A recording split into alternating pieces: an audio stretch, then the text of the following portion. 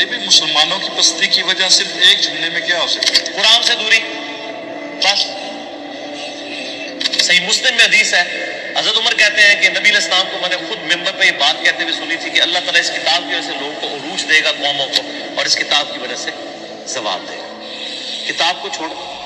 سورہ فرقان میں آتا ہے نا کہ آیت نمبر 30 میں کہ قیامت دن نبی علیہ السلام شکایت کریں گے، وقال الرسول یا ربی ان قوم اتخذوا هذا القرآن مہجورا، اے اللہ میری قوم نے قرآن کو پشت کے پیچھے ڈال دیا. تو قرآن سے دوری اصل وجہ اسی کو ڈاکٹر اقبال نے شعر میں کہا ہے نا، وہ زمانے میں معزز تھے مسلمان ہو کر اور تم خار ہوئے تارک قرآن ہو. قرآن کو چھوڑنے کا مطلب یہ نہیں کہ قرآن کی تلاوت چھوڑ دی ہے. قرآن کی تلاوت تو ماشاءاللہ یہ اتنی کر رہے ہیں جتنی صحابہ نے بھی نہیں کی ہوئی.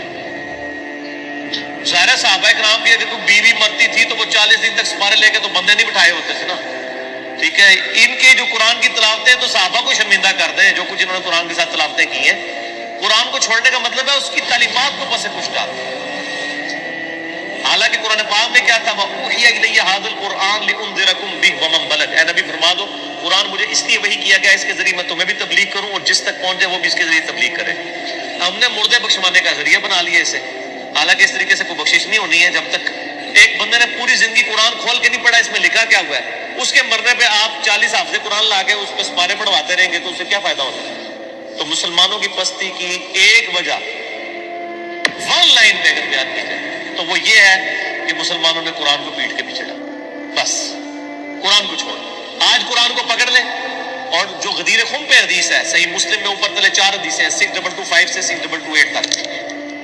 اپنی وفات سے تقریباً 2-2.5 مہینے پہلے خطبہ دیا آپ صلی اللہ علیہ وآلہ وسلم فرمایا آگاہ ہو جو میں بھی ایک انسان ہوں، قریب ہے کہ اللہ کا قاصد یعنی موت کا فرشتہ میرے پاس آئے اور میں اس کی دعوت کو قبول کر لوں. میں اپنے بعد تم میں 2 چیزیں چھوڑ کے جا رہا ہوں بھاری.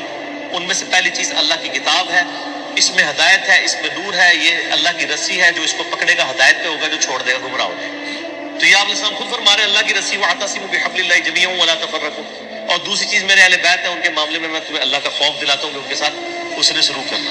تو قرآن اللہ کی رسی، قرآن ہدایت کے لیے، قرآن جو ہے وہ گمراہی سے بچنے کے لیے قرآن کو پکڑنا، سب کچھ چیز تانا بانا ہے ہی قرآن کے گرد ہے.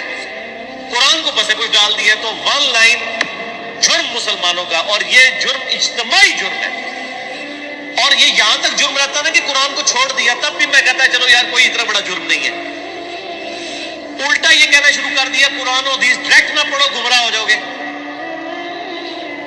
سر کوئی یہودی آپ کو آ کے ممبر پہ کہنا قرآن و حدیث ڈائریکٹ نہ پڑھو گمراہ ہو جاؤ گے، ہم کہیں گے اللہ کا دشمن ہے اس لیے ہمیں کہہ رہا ہے. لیکن مسلمان نما یہودی نما مسلمان ممبر پہ چڑھ کے آپ کو کہتا ہے قرآن ڈائریکٹ نہیں پڑھنا، اور پھر آپ کو اوٹ پٹانگ مسالے دے گا. جی وہ دیکھیں جی وہ دوائی لینے کے لیے ڈاکٹر کے پاس جاتے ہیں. سر قرآن پڑھنے کے لیے آپ کے پاس آتے ہیں تو آپ قرآن پڑھاتے نہیں ہیں نا. آپ قرآن کیا پڑھاتے ہیں، نہ اس کا ترجمہ پڑھاتے ہیں، آپ بزرگوں کی تفسیر تھما دیتے ہیں. قرآن پڑھائیں نا کیا لکھا ہوا ہے. سر قرآن کس منہ سے پڑھائیں گے؟ قرآن میں تو پہلے سمے پہ آ رہا ہے ایاک نعبد و ایاک نستعین، اور انہوں نے روزانہ یا علی مدد کا نعرہ لگانا ہے. یہ کس طرح پڑھائیں آپ کو ایاک نعبد و ایاک نستعین؟ قرآن میں تو جگہ جگہ آتا ہے اطیعوا اللہ و اطیعوا الرسول.